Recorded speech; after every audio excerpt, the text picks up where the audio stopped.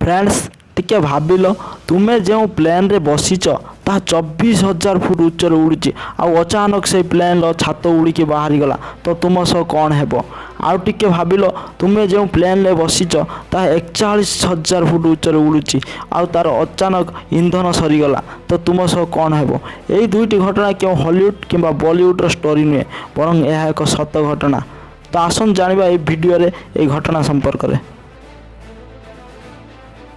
यही घटना ହେଉଛି 23 जुलाई 1983 एयर कनाडा गोटे एरोप्लेन बोइंग 787 उड़ीबा पाई पूरा प्रस्तुत हो जाइथिला। प्लेन टी किछि पैसेंजर को नहीं एयरपोर्ट रु टेकअप करिगला किंतु से पैसेंजर एवं पायलट को जना नथिला जे विपद तांको अपेक्षा करी रहिछि बोली। प्लेन टी जते बेले आकाश रो उड़िला पायलट को किछि असुविधा होछि बोली जना पड़िला किंतु से जानि पारु नथिले तांको सो कोन असुविधा होछि।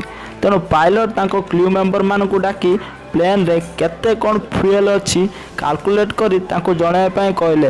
क्रू मेंबर माने जतेबेले कैलकुलेट करी देखिले सेमानकर होश उड़ी जाइथिला कारण प्लेन रो जतिकी इंधन भरावा कथा तार अधा भी भरा जाय नथिला।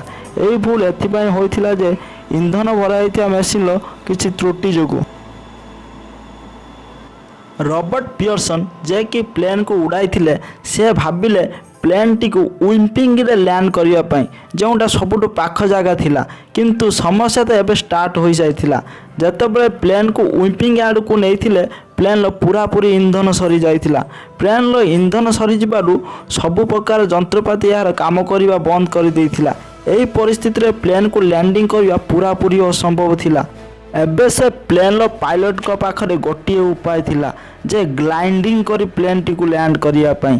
ग्लाइंडिंग वर्ड को सिंपल भाषा रे कहबाकू गले कागज रे आमे जतले उड़ाजाहाज तैयारी करी उड़ाई थांती एवं यह तले झुली झुली झुली झुली आसी पड़ी थाए तो ताकू ही ग्लाइंडिंग कुआ जाए। तो रॉबर्ट पियर्सन जे पायलट थिले से सेया ही करथिले ओ ग्लाइंडिंग करी पायलट को लैंड करथिले।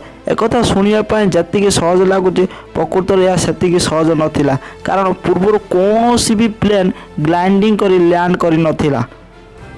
आउ गोटे कथा होची प्लेन टी को लैंड करिया पाई गोटे फ्लैट प्लेस दरकार जेमिति कि एयरपोर्ट हो किंबा गोटे पड़िया हो। प्लेन लो पायलट को गोटे जगह विषय जना थिला जहाँ 19 किलोमीटर दूर रे थिला एवं यह एक पुराना एयरपोर्ट थिला जहाँ को बहुत दिन पूर्व सेठाकार सरकार बंद कर देथिले एवं यह को एक रेसिंग पार्क रूपे घोषणा करथिले जहाँकि सेटर बहुत गुड़िए गाड़ी आसी जमा होउथुला। किंतु पायलट बा कौन करिबो पायलट को पाखरे किछि भी उपाय नथिला सेठी लैंड करिबा छड़ा। तेणु पायलट क्षिप्र गति रे से एयरबेस आड़ को नहीं गले।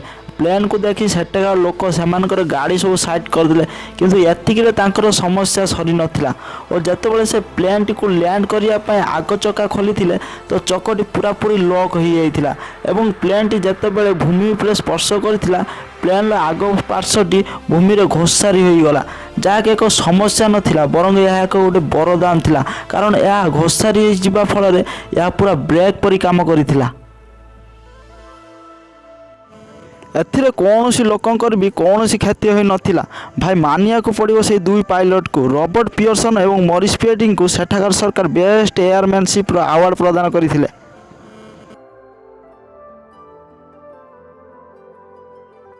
आजिर भिडियोटी आपण मानकु केमिति लागिला मते निश्चय कमेंट सेक्शन माध्यम जानबे और मो चैनल टी को निश्चय सब्सक्राइब करिवे।